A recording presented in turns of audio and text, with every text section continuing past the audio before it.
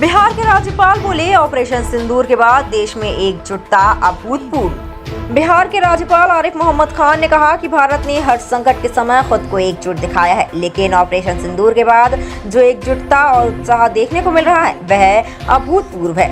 इस बार सिर्फ राजनीतिक दल ही नहीं बल्कि आम जनता से लेकर हर वर्ग ने यह स्पष्ट कर दिया है कि देश की सुरक्षा और आत्मसम्मान के मामले में अब कोई समझौता नहीं होगा। राज्यपाल रविवार को जोधपुर यात्रा पर थे, जहां उन्होंने सर्किट हाउस में मीडिया से बातचीत की। उन्होंने कहा कि भारत पाकिस्तान के बीच हाल ही में जो तनाव पैदा हुआ, उसके बाद देश भर में जैसी प्रतिक्रियाएं सामने आई, वह यह बताने के लिए काफी है कि अब भारत आतंकी गतिविधियों को कतई बर्दाश्त नहीं करेगा। उन्होंने कहा कि इस बार देश में जो भावनात्मक लहर उठी है, उसमें सिर्फ गुस्सा नहीं बल्कि गर्व और विश्वास भी शामिल है।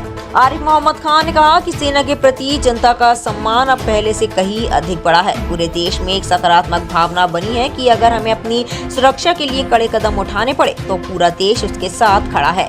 उन्होंने यह भी कहा कि वर्तमान में पक्ष विपक्ष के सांसद भी विदेशों में जाकर भारत की स्थिति को मजबूती से रख रहे हैं और दुनिया को यह बता रहे हैं कि भारत अब हर प्रकार की आतंकी हरकतों के खिलाफ एकजुट है। उन्होंने कहा कि भारत की यह दृढ़ता न केवल पाकिस्तान को संदेश दे रही है बल्कि पूरी दुनिया को यह स्पष्ट कर रही है कि भारत अब संयम के साथ साथ सख्ती की नीति भी अपना चुका है।